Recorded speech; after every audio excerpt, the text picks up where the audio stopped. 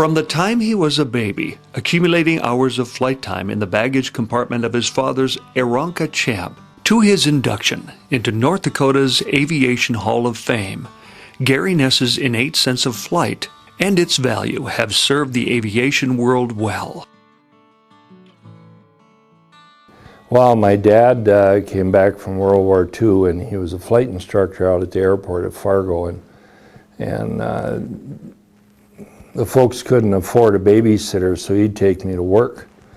And he'd put me in the baggage compartment. I was probably 18 months old, I think, about that time. And put me in the baggage compartment of the Aeroncas and the 140s and give flight instruction. And the story goes that he changed my diaper every other flight or when required. And but I've got a logbook with 300 plus hours of baggage compartment time that he kept for me. It was quite an experience for a young guy. Yeah, airplanes were just part of my life. After earning his political science degree, Gary became a naval aviator like his father Oscar, who pinned on his wings of gold.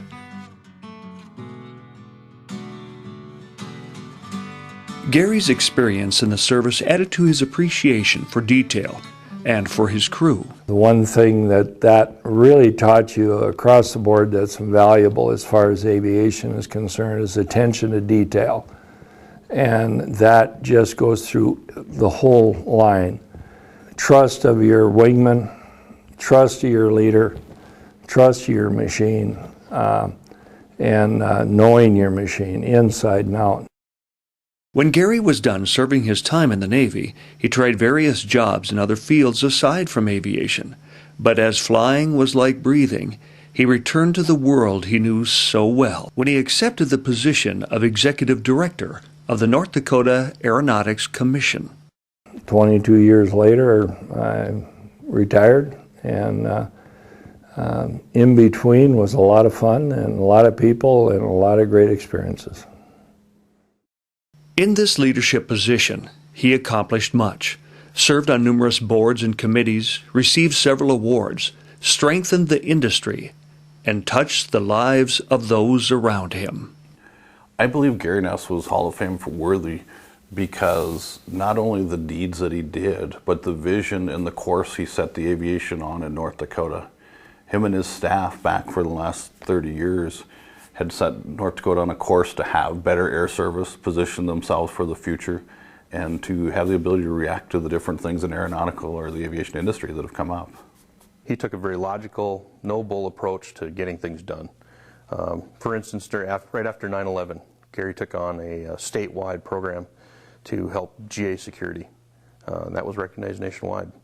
After 9/11, that was one of the times when aerial spraying was basically shut down. And looking at how Gary managed to get us back in the air at that time really showed a lot of skills, a lot of thought, and led the industry forward at that time. Another one of Gary's strengths is his leadership in bringing groups together, always with that higher purpose of improving the safety and the capacity of our airports in the state of North Dakota.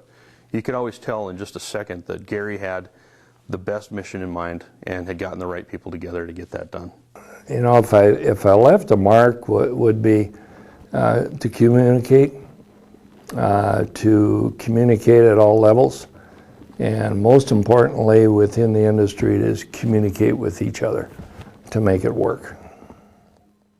You know, his leadership qualities come through, but he's very easy to talk with, and takes in information, and also has the ability to, knows a lot of people and knows where to go if there's discoveries to be made to respond.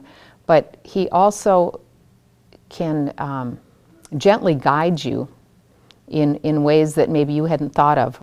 One of the first projects I worked on with Gary, I was summoned to the director's office, and I knew a lot about Gary, but I'd never met him before and hadn't worked with him one-on-one, so it was a little intimidating.